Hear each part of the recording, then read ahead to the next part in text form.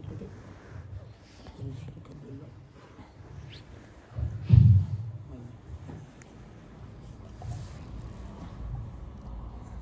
Approche le maximum du traité. Comme ça? Voilà. Ça, si tu mets où tu veux, dans ta poche.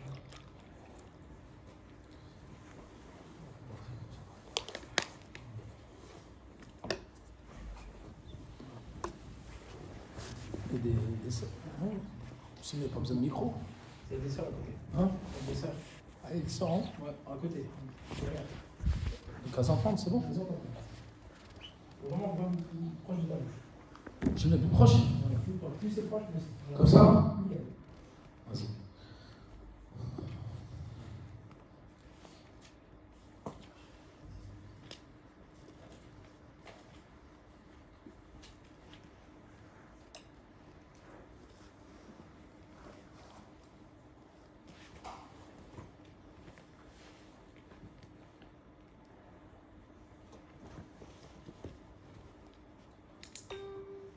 بسم الله الرحمن الرحيم إن الحمد لله نحمده ونستعينه ونستغفره ونعوذ بالله من شرور أنفسنا ومن سيئات أعمالنا من يهده الله فلا مضل له ومن يضلل فلا هادي له وأشهد أن لا إله إلا وحده لا شريك له وأشهد أن محمدا عبده ورسوله.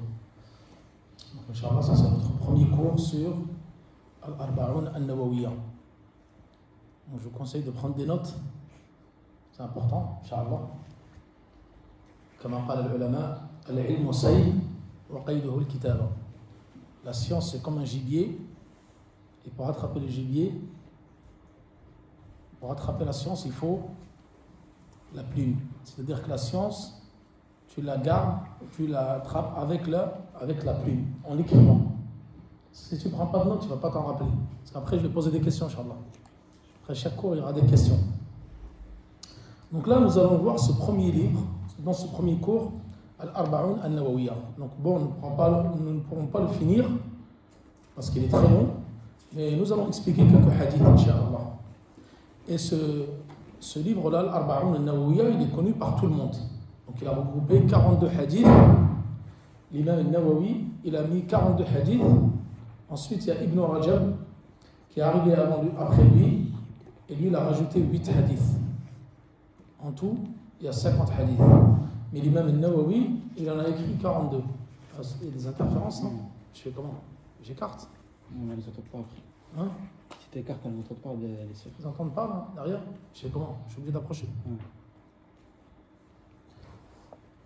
Le premier à avoir, il y avait un engouement, au temps des salafs, un engouement concernant les 40 hadiths.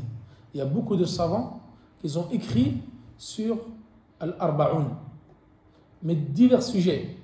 C'est-à-dire que l'imam al-Nawawi, lui, il a écrit les 42 hadiths qui vont toucher toutes les bases de la religion.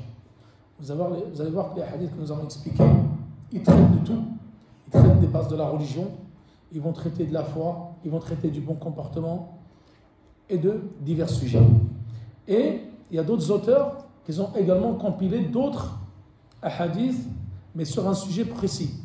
Par exemple, Al-Arba'un fi al-Hajj, Al-Arba'un fi al-Zuhd, Al-Arba'un fi al-Wara', Al-Arba'un fi Ta'at Wali al-Amr. Par exemple, les 40 hadiths dans l'obéissance au gouverneur, les 40 hadiths dans l'ascétisme, les 40 hadiths dans la piété, les 40 hadiths dans le Hajj. Et le premier à avoir écrit un recueil de 40 hadiths, c'est Abdullah ibn Mubarak. Abdullah ibn Mubarak en 118 de l'Hégire. Et les savants, ils expliquent qu'il y a énormément de recueils qui comprennent 40 hadiths. Il y en a beaucoup. Certains savants ont écrit qu'il y a plus de 500 recueils. Il y a plus de 500 recueils de 40 hadiths.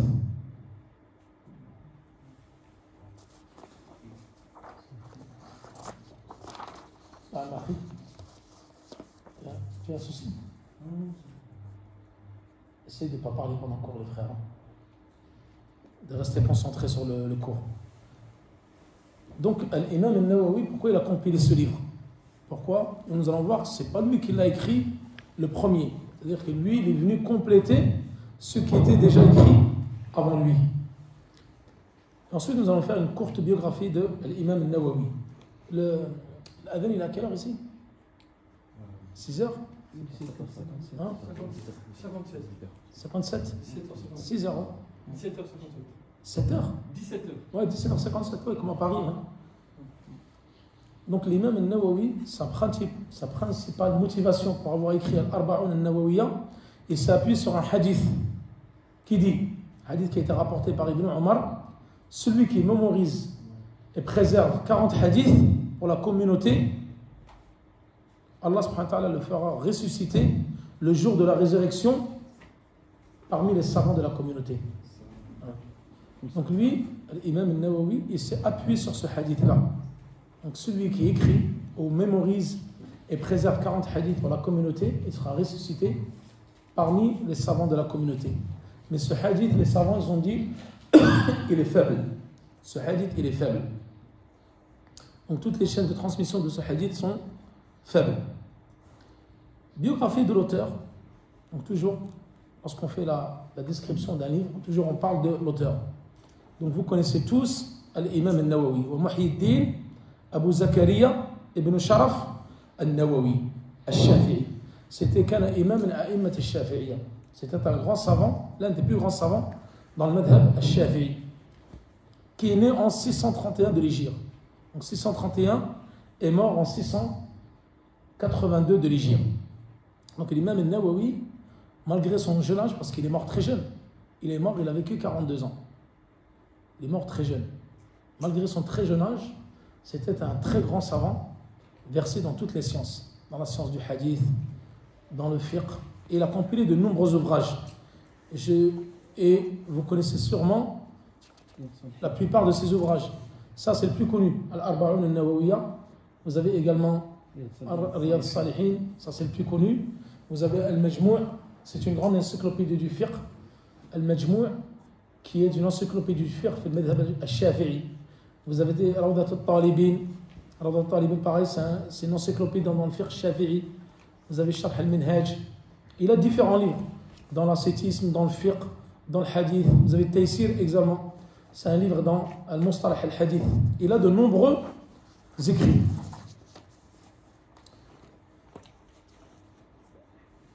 Ensuite, l'origine de ce livre. À la base, comment ce livre a été écrit? Le premier à avoir compilé ce livre, c'était Abu Amr ibn Salah.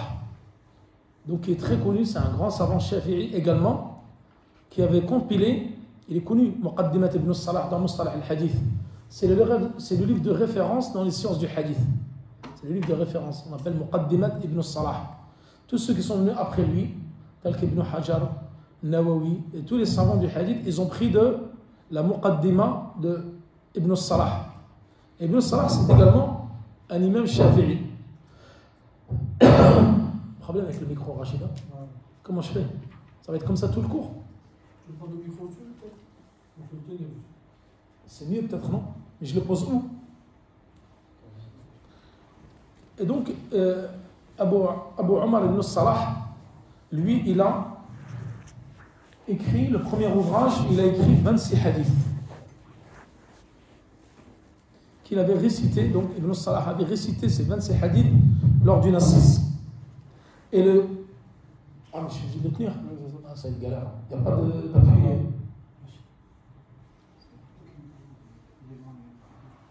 Comme ça. En bas? Comme ça. Comme ça.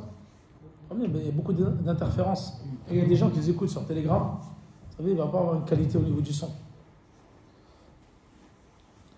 Donc ensuite, l'imam al-Nawawi, il est venu, il a complété ce livre-là. Donc au début, il y avait 26 hadiths et il les a complétés à 42. Et après l'imam al-Nawawi, il est al-Hafid ibn Rajab al-Hanbali, le grand savant hanbalite. C'est un élève de Cheikh al-Islam ibn Taymiyyah. Il est venu, il a complété les hadiths jusqu'à 50. Jusqu'à 50.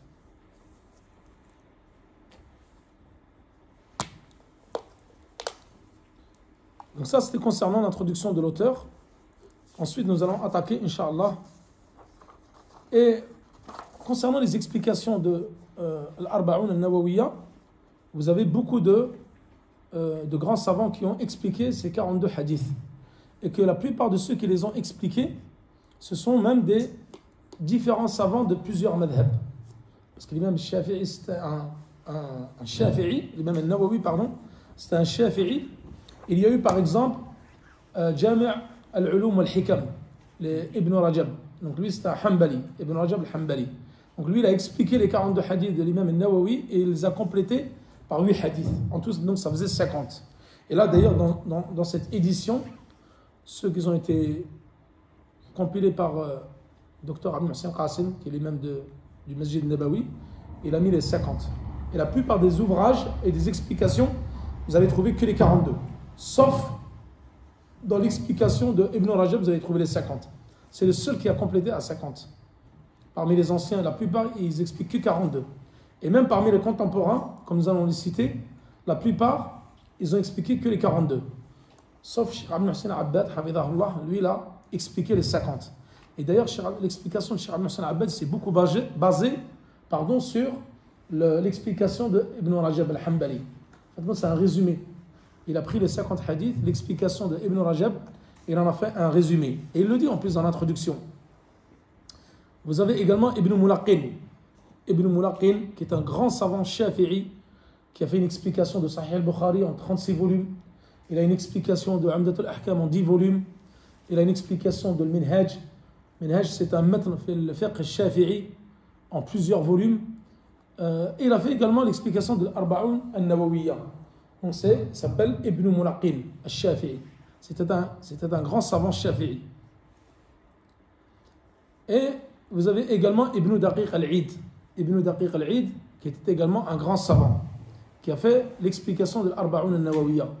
Et vous avez également Ibn Hajar. Ibn Hajar Sahib Fath al-Bari, l'explication de Sahih al-Bukhari. Et lui également, il a fait l'explication de Arba'un al-Nawawiyya. Vous avez Ibn Hajar al-Haythami. Ibn Hajar al-Haythami, c'était également un grand savant shafi'ite. Beaucoup de savants shafi'ites ont expliqué Al-Arba'un al-Nawawiyya. Mais vous avez également des savants malikites. Il y a un savant malikite, Al-Andalusi, j'ai oublié son nom. Ça va revenir. Également, qui a une explication de l'Arba'un al-Nawawiyya. C'est un savant malikite de l'Andalousie. Je l'ai, le livre chez moi. J'ai oublié son nom. Ibn al-Arabi, je crois. Ibn al-Arabi. Ou... Je chercherai Mohamed, tu regardes sur Internet. Il me dira, tu es en train de filmer. J'ai oublié son nom, ça va me revenir, je vous le dirai tout à l'heure. Pour vous dire que les 4 madahib, les savants des 4 madahib, ils ont tous expliqué Al-Arba'un al-Nawawiyya. Malgré que ce soit un hadith ça soit un livre dans le hadith et non dans le fiqh.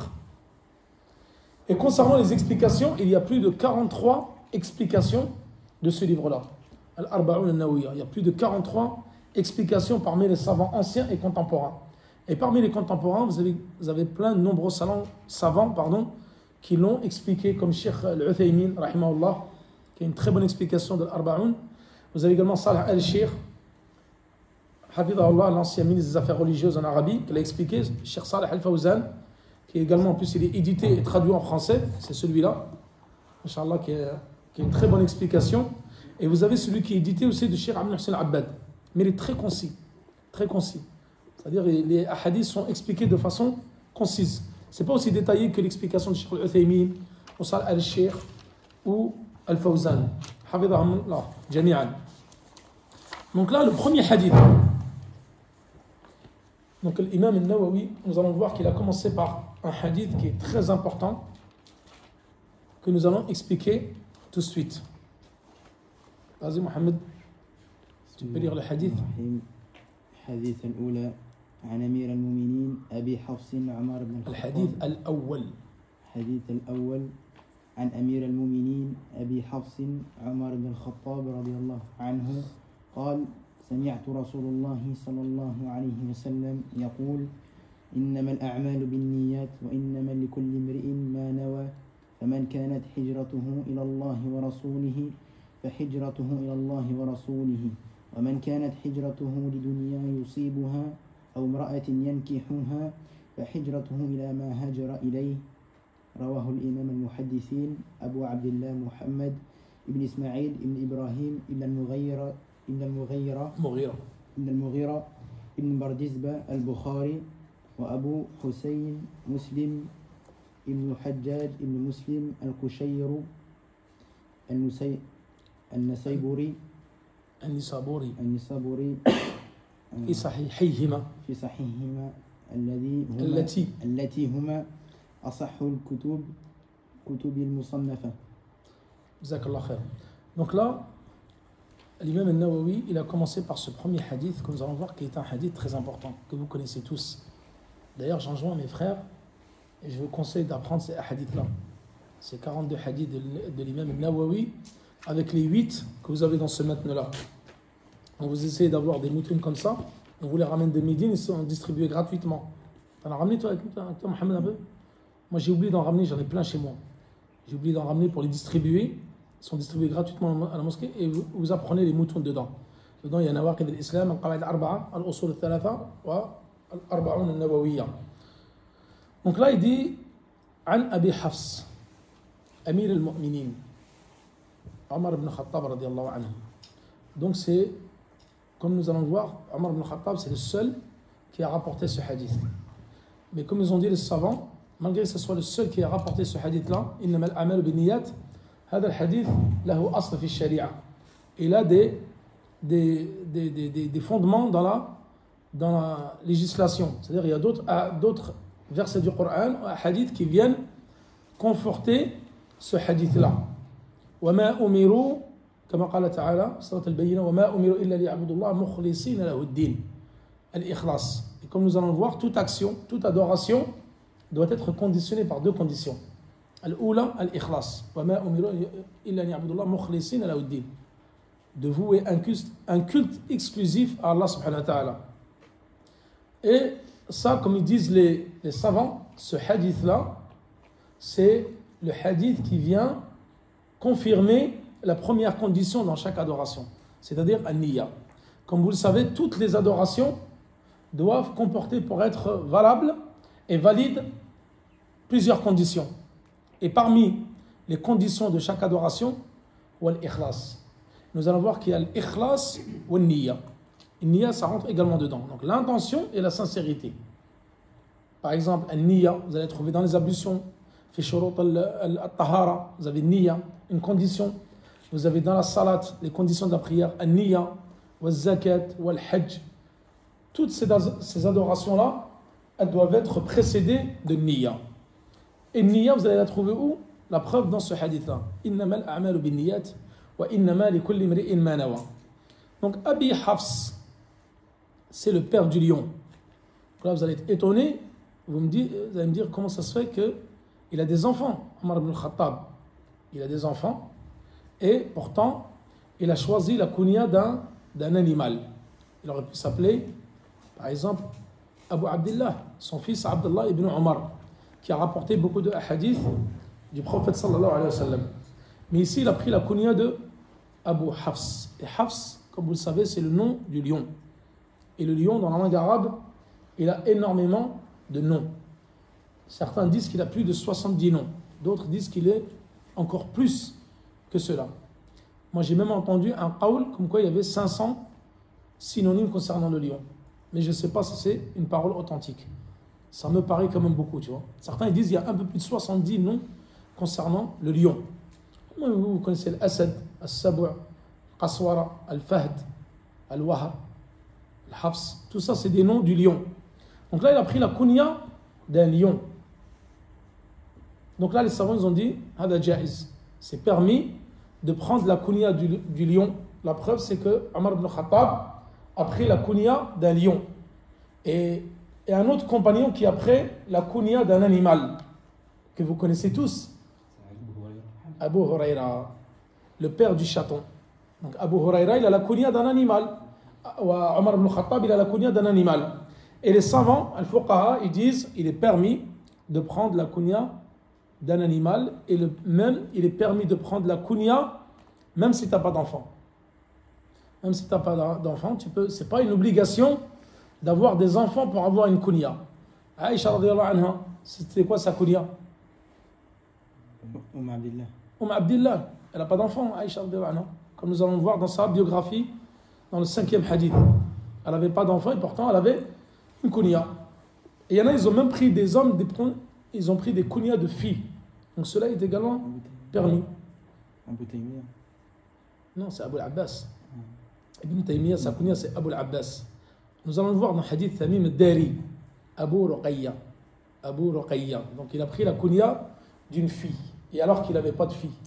Donc ceci est permis, comme ils l'ont dit, al-Fuqaha, Amir al-Mu'minin. Donc le premier à l'avoir appelé Amir al-Mu'minin, c'est qui? Le prophète sallallahu alayhi wa sallam. Il a appelé Omar ibn Khattab Amir al-Mu'minin. Il avait également comme surnom Al-Farouq. Al-Farouq. Alladhi yufarriqu bayna al-haqq wal-batil. C'est celui qui fait la distinction, qui divise entre le faux et la vérité. Al innamal a'malu binniyat.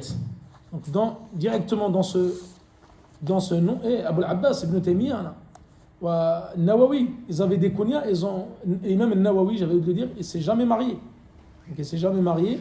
Parmi les grands savants qui ne se sont pas mariés, car ils étaient très occupés par l'étude de la science, il y avait Nawawi et également Cheikh al-Islam ibn Taymiyyah, Abu al-Abbas. Il avait une kunya, il ne s'est jamais marié, donc il n'avait ni d'enfants ni de femmes. Il y a quelques savants comme ça qui ont voué leur vie à l'étude de la science et donc qui ne se sont pas mariés et qui ont pris des kunyas. Al innamal a'malu binniyat. D'ailleurs, concernant le premier hadith, il y a plusieurs livres et plusieurs savants qui ont expliqué leurs livres en commençant par ce hadith-là, tel que Abdel Ghani al-Maqdisi fi Umdat al-Ahkam. Abdel Ghani al-Maqdisi, il a commencé Umdat al-Ahkam par ce hadith-là, innamal a'malu binniyat. Également, l'imam al-Baghawi, fi Sharh al-Sunnah, il a commencé par innamal a'malu binniyat, son livre. Également, As-Suyuti, le Jami' al-Saghir, il a commencé son livre par innamal a'malu binniyat. L'imam al-Shafi'i, il dit concernant ce hadith que ce hadith-là, il rentre par 70 portes de la jurisprudence. Yadkhul fi 70 babin min abwab al-fiqh. Plus de 70 portes parmi ou chapitres de la jurisprudence. Pour vous montrer que l'intention, elle est vraiment très importante dans chaque acte. De toute façon, tout acte que tu fais dans l'islam, qui est une adoration, comme nous allons définir l'adoration ensuite, doit être précédé de l'intention. Et nous allons voir que aucun acte qui ne contient pas d'intention n'est pas valide par Allah subhanahu wa ta'ala, il est rejeté par Allah subhanahu wa ta'ala. قال إنما الأعمال بالنيات. Donc النيات جمع النية. قال les actes ne valent que par leur intention. ولكل امرئ ما نوى. Et chaque être humain, chaque homme sera rétribué en fonction de sa niya, de son intention. Et là ensuite, il parle du deuxième passage, فَمَنْ كَانَتْ هِجْرَتُهُ إِلَى اللَّهِ وَرَسُولِهِ. Donc celui dont l'immigration, elle est faite dans le sentier d'Allah et dans le sentier du prophète sallallahu alayhi wa sallam, pour Allah et pour son prophète, alors son immigration sera pour Allah et son prophète. Et celui dont l'immigration est faite les ajli dunya yusibuha aw imra'atin yankihuha fa hijratuhu ila ma hajara ilayhi. Et nous allons voir que ce hadith-là, il a une origine. Donc pourquoi il a été cité concernant un compagnon qui était parti pour se marier avec une femme. Et suite à cela, le prophète sallallahu alayhi wa sallam a cité ce hadith-là. Que si tu fais une hijra, ça nous allons l'expliquer dans le hadith, incha'Allah. Si tu l'as fait uniquement pour Allah, la hijra, et pour son prophète, alors elle te sera comptabilisée en fonction de l'intention que tu as. Donc pour Allah et pour son prophète. Et tu seras rétribué par rapport à cela. Car la hijra, comme vous savez, c'est une adoration. وهي من أشرف العبادات كما قال العلماء. Ça fait partie des plus nobles adorations que d'émigrer dans le sentier d'Allah. Mais si tu fais la hijra pour autre qu'Allah subhanahu wa ta'ala, c'est-à-dire pour une cause mondaine. Par exemple, maintenant, tu es en France et demain, tu as trouvé du travail dans un pays musulman. Comme beaucoup, par exemple, ils partent aux Émirats. Tu vas travailler là-bas. Ça, c'est pas une hijra. Tu es parti parce que tu as trouvé du travail là-bas. Donc, ce n'est pas ça la définition de la hijra. Ou tu es parti dans un autre pays pour te marier. أو امرأة ينكحها فهجرته إلى ما هاجر إليه. Donc les savants ils disent ici sa hijra elle est ce pourquoi il est parti, il a immigré, et non pour Allah subhanahu wa ta'ala et son prophète. Donc il n'a pas été rétribué pour ce voyage-là. والهجرة donc النية كما قال العلماء محلها القلب والتلفظ بها بدعة. Donc l'intention, son emplacement c'est le cœur, et la prononciation avec la langue est une innovation. Il y a une seule adoration que vous pouvez prononcer avec la langue parmi toutes les adorations que nous connaissons. Al-Umrah ou al-Hajj. Lorsque tu vas en Umrah et tu passes devant le miqat, tu dis Labbaik Allahumma Umrah. Donc, at-talbiya huna Labbaik Allahumma Umrah, il y a niyat al-dukhul fi al-nusuk. Et lorsque tu vas au Hajj, tu dis Labbaik Allahumma Hajja. Si c'est Hajj al-Qiran ou al-Ifrad, si c'est Hajj al-Tamattu', tu dis Labbaik Allahumma Hajja. Et ensuite, après, tu dis Labbaik Allahumma Umrah au début et Labbaik Allahumma Hajja.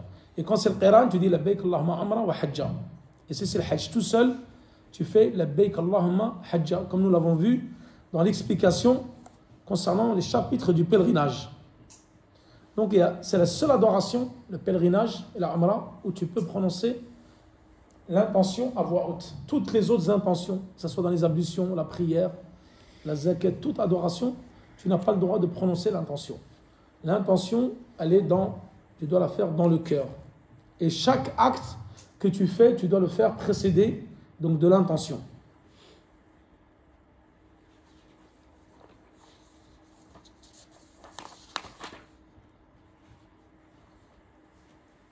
Certains savants, ils disent que dans les ahadiths là que nous allons voir, les ahadiths allati alayha madar al-islam, c'est-à-dire les ahadiths autour desquels gravite l'islam, les hadiths qui gravitent eux autour de l'islam. Dans l'islam, il y a 3 hadiths très importants qui gravitent autour de l'islam. Le premier, c'est celui-là.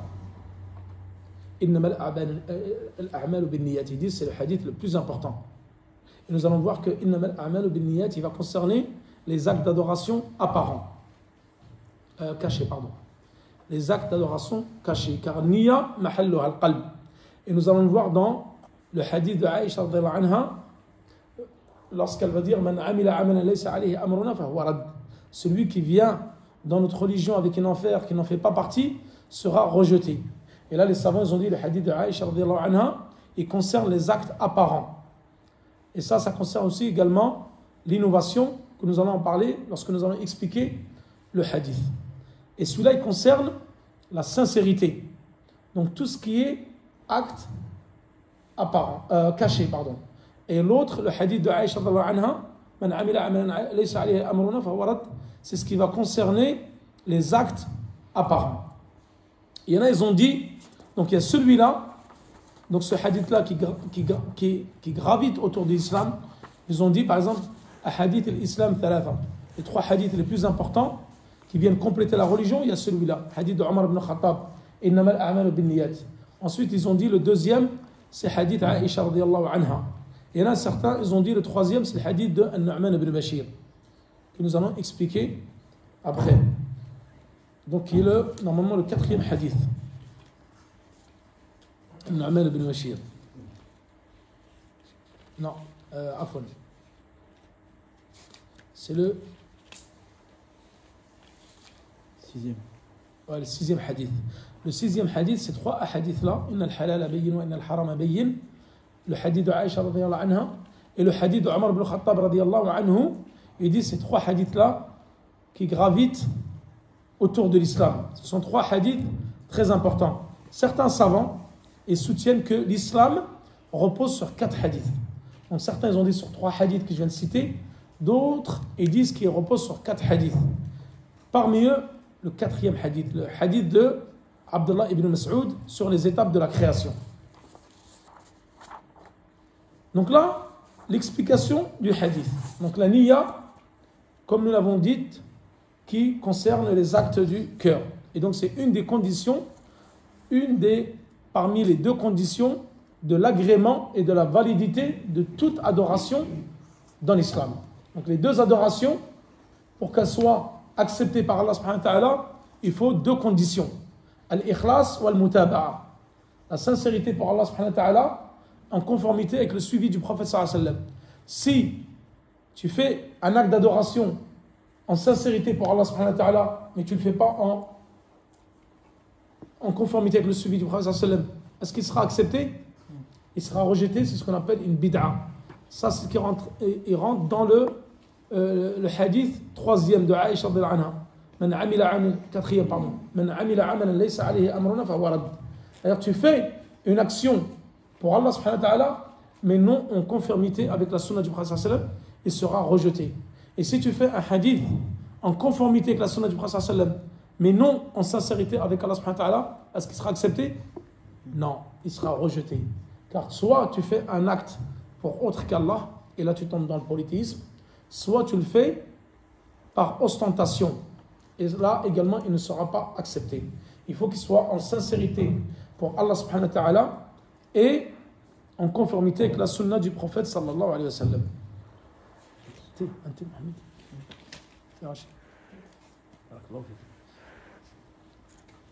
À quelle heure l'adhan? Dans 20 minutes? On arrête 10 minutes avant, Inch'Allah.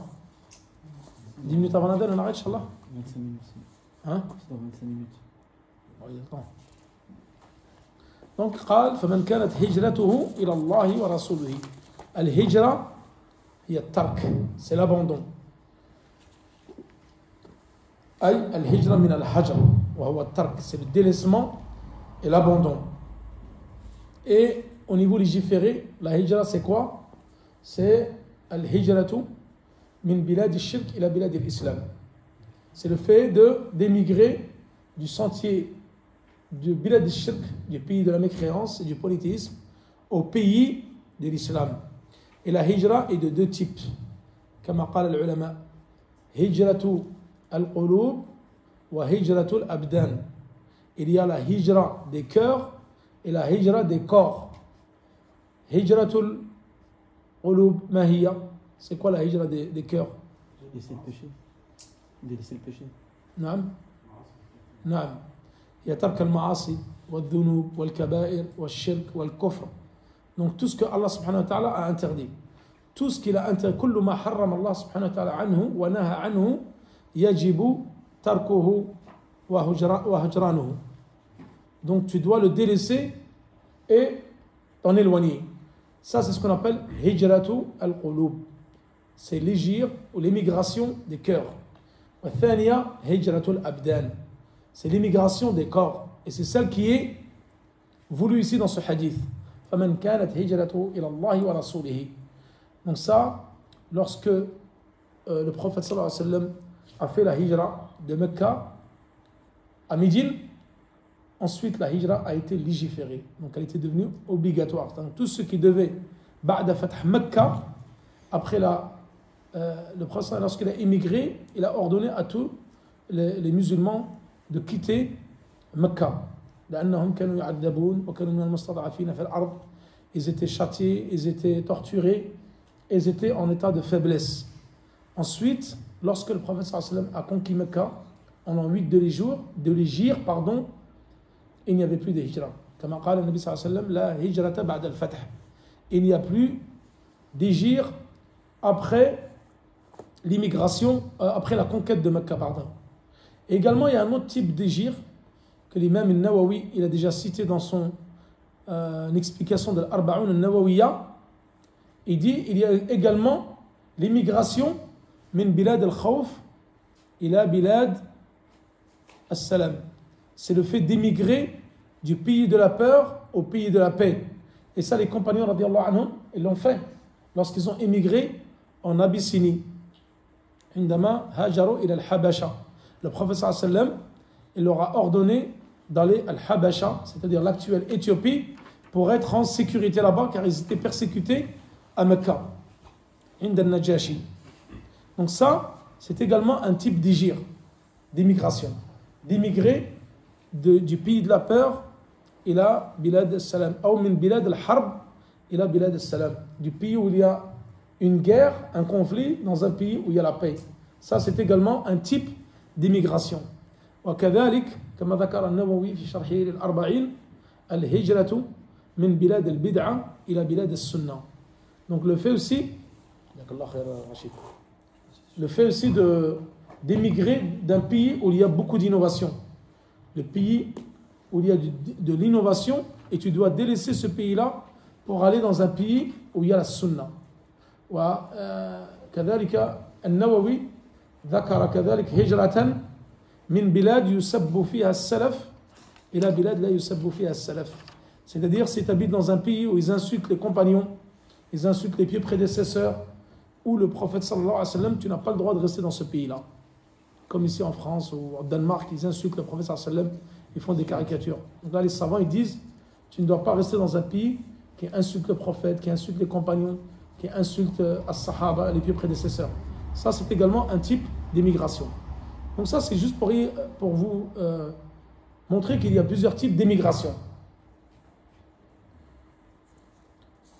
Et la plus importante, c'est al-hijra min bilad al-shirk ila bilad al-islam. C'est le fait d'émigrer du pays de la mécréance, du polythéisme au pays de l'islam. قال فمن كانت هجرته لدنيا يصيبها امرأة ينكحها فهجرته إلى ما هاجر إليه. Donc celui qui émigre pour une femme qu'il veut épouser ou un commerce, les dunya yusibuha, donc pour une raison mondaine ou un commerce ou une femme qui veut épouser, alors son immigration sera pour la raison pour laquelle il aura émigré, mais il n'aura pas la rétribution de celui qui a émigré pour Allah et son prophète. Donc là, Ibn Rajab, il rapporte qu'il y avait un homme, l'une des causes de ce hadith, c'est qu'il y avait un homme qui avait voyagé. Il avait fait la hijra pour épouser une femme qu'on appelle Qais. Et c'est pour ça que ce hadith a été cité par le prophète sallallahu alayhi wa sallam. Mais concernant la raison exacte, les savants disent que la chaîne de transmission n'est pas authentique. Donc ce n'est pas sûr que c'est la raison pour laquelle ce hadith a été dicté. Mais l'homme en question, il a bien voyagé pour épouser Qais. Mais ils disent que ce n'est pas la raison spécifique pour laquelle le prophète sallallahu alayhi wa sallam a cité ce hadith. Ensuite, deuxième hadith. On essaie de ne pas trop rentrer dans le détail parce qu'il y a une vingtaine de hadiths à expliquer. Il y a certains hadiths, je vais juste les survoler. الحديث الثاني هذا من أعظم الأحاديث. C'est le hadith de Jibril عليه السلام. المشهور بحديث جبريل هو عمر بن الخطاب الذي روى الحديث ولكن يسمى حديث جبريل المشهور. Et certains savants disent هذا الحديث هو الدين كله وهو العلم كله. Ce hadith là, le hadith de Jibril, il contient toute la religion et toute la science. Pourquoi? Car il contient tout l'islam, في أركان الإسلام وفي أركان الإيمان وفيه الإحسان وفيه أشراط الساعة. Donc comme celui-là je l'avais expliqué hier dans مقدمة ابن أبي زيد القيرواني lorsque nous avons évoqué ce hadith concernant l'Iman bil-Qadar ou l'Iman bil-Yawm al-Akhir. Donc il est long, celui-là Mohammed je vais le survoler. Ce hadith-là il faut minimum 3-4 cours pour l'expliquer. Donc on ne peut pas parce qu'il faut qu'on avance dans les hadiths. Je vais juste le survoler et Inch'Allah après on arrêtera avant l'Asr et après on reprendra après l'Asr. L'origine de ce hadith d'abord. L'origine de ce hadith. Pourquoi ce hadith il a été cité? Ça, il y a deux hommes qui sont venus de l'Irak. في آخر زمان الصحابة ظهرت فرقة القدرية. La première secte qui est apparue dans l'islam, c'est la secte de Al-Qadariyya, que nous allons voir lorsque nous allons parler de Al-Iman bil-Qadar. Deux qui sont venus voir Abdullah ibn Umar, le fils de Umar ibn al-Khattab. وقال ظهر في العراق أناس يقولون أن الأمر أنف أي مستأنف. Et là, ils ont dit, il y a des gens qui disent en Irak, في الكوفة الأمر أنف. مستأنف, ça veut dire le décret, il vient d'apparaître. Al-Qadariyya, qui sont de deux types, comme nous allons voir lorsque nous allons parler de l'iman bil qadar. Ils ont dit qu'Allah subhanahu wa ta'ala ne connaît pas les actions avant leur création. Alors que l'iman bil qadar, il renforme 4 catégories. Al-ilm, wal-kitaba, wal-mashi'a, wal-khalq. Ay Allah subhanahu wa ta'ala alima kulla shay, thumma kataba kulla shay, thumma arada kulla shay, thumma khalaqa kulla shay. Dans l'ordre de l'iman bil qadar, dans les 4 catégories, c'est al-khalq, c'est l'ilm. Allah subhanahu wa ta'ala sait tout. Ensuite, il a créé la prédestination de toutes choses. كما جاء في الحديث. عندما خلق الله سبحانه وتعالى القلم, lorsqu'il a créé la plume, il a dit اكتب مقادير كل شيء حتى تقوم الساعة وكان عرشه على الماء. Il a dit à la plume d'écrire la prédestination de toutes choses, et ceci 50 000 ans avant la création de la terre. Ensuite, il a dit وكان عرشه على الماء. Comme nous l'avons vu hier dans l'explication de ce hadith, هذا دليل أن العرش كان مخلوقا قبل خلق القلم. Certains disent que la première chose qu'Allah subhanahu wa ta'ala a créée, c'est la plume. Non. La première chose qu'Allah subhanahu wa ta'ala a créée, c'est Al-Arsh. Parce que Allah subhanahu wa ta'ala, lorsqu'il a créé la plume, il lui a dit d'écrire la prédestination de chaque chose 50 000 ans avant la création. ثم خلق السماوات والأرض قال وكان عرشه على الماء. C'est-à-dire que l'Arsh, il était créé bien avant la création des cieux et de la terre, et bien avant la création de la plume. وكما قال العلماء قال القلم هو أول مخلوقات الله في العالم المشهود. C'est-à-dire que la plume, c'est la première des choses qui a été créée dans le monde que nous connaissons. Ce monde-là, la terre, les cieux. Dans ce monde-là, la plume, c'est la première des choses qui a été créée. Mais la première créature qui a été créée par Allah subhanahu wa ta'ala, c'est Al-Arsh. وهو أكبر مخلوقات الله وأعظم مخلوقات الله وأثقل مخلوقات الله وأعلى مخلوقات الله. Comme nous l'avons déjà vu hier, c'est la plus lourde création d'Allah, c'est la première création d'Allah, c'est la plus sublime création d'Allah, Al-Arsh, et c'est la plus haute création d'Allah. Car Al-Arsh huwa saqfu ad-dunya wa saqfu al-jannah. C'est le toit du monde et c'est le toit du paradis. Al-Arsh, il est au-dessus du paradis. Wa Arsh al-Rahman, كما قال الله سبحانه وتعالى ثم استوى على العرش أو على العرش استوى, et s'est établi sur son trône. Et Allah subhanahu wa ta'ala, il est au-dessus du trône, et il y a 8 anges qui portent le trône. 8 anges. Et donc al-arsh, il est فوق الماء وهو فوق الجنة. Il est tout au-dessus. Et c'est la plus grande créature qu'Allah subhanahu wa ta'ala a créée, c'est l'arsh. Et la plus lourde créature qu'Allah subhanahu wa ta'ala a créé.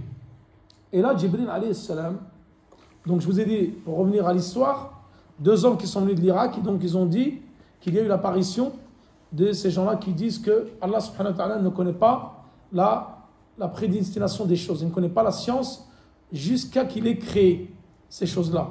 Et une autre partie de Qadariya, Firqa, Thaniya, eux ils disent que Al-Mashi'a, la volonté des hommes, elle est indépendante de Mashi'atillah. Alors qu'Allah subhanahu wa ta'ala dit Wallahu khalaqakum wa ma ta'malun. Allah subhanahu wa ta'ala nous a créés ainsi que nos actions. Nos actions sont créées par Allah subhanahu wa ta'ala, mais c'est nous qui les commettons.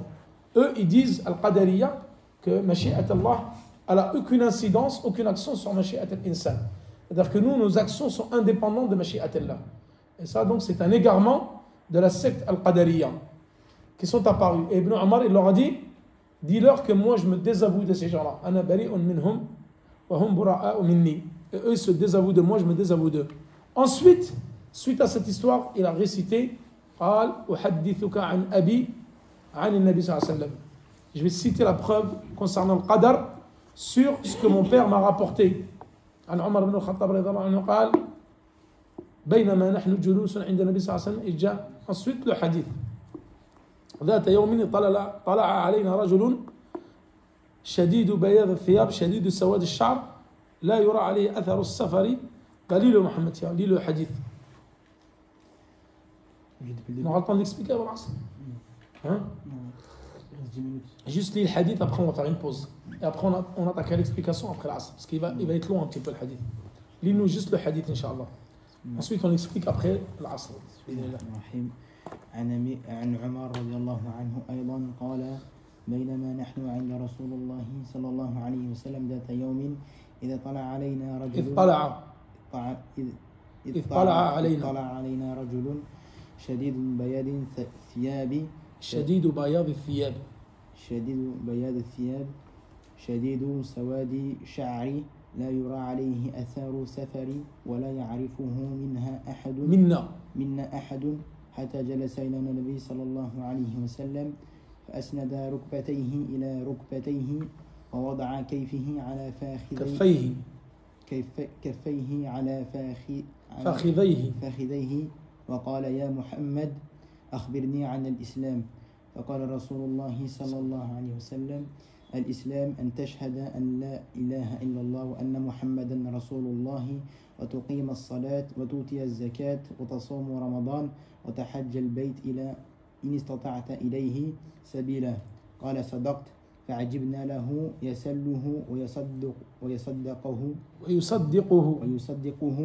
قال فاخبرني عن الإيمان. قال أن تؤمنوا بالله وملائكته وكتبه ورسله واليوم الآخر وتؤمنوا بالقدر خيره وشره. قال صدقت. قال فاخبرني عن الإحسان. قال أن تعبد الله كأنك تراه فإن لم تكن تراه فإنه يراك. قال فأخبرني عن الساعة. قال ما المسؤول عنها بأعلم من سائل. قال فأخبرني عن أماراتها. قال أن تلد الأمة بدون شدة. أن تلد الأمة ربتها وأن ترى الحفاة العراة العالة رعاء الشاة رعاء الشاة يتطاولون في البنيان. قال ثم انطلق فلبثت مليا ثم انطلق فلبثت مليا ثم قال لي يا عمر أتدري من السائل؟ قلت الله ورسوله أعلم. قال فإنه جبريل أتاكم يعلمكم دينكم. رواه مسلم. وصلى الله على نبينا محمد وعلى آله وصحبه وسلم والله تعالى أعلى وأعلم. Et nous allons reprendre après l'Asr, Inch'Allah. Assalamu alaikum wa rahmatullahi wa barakatuh.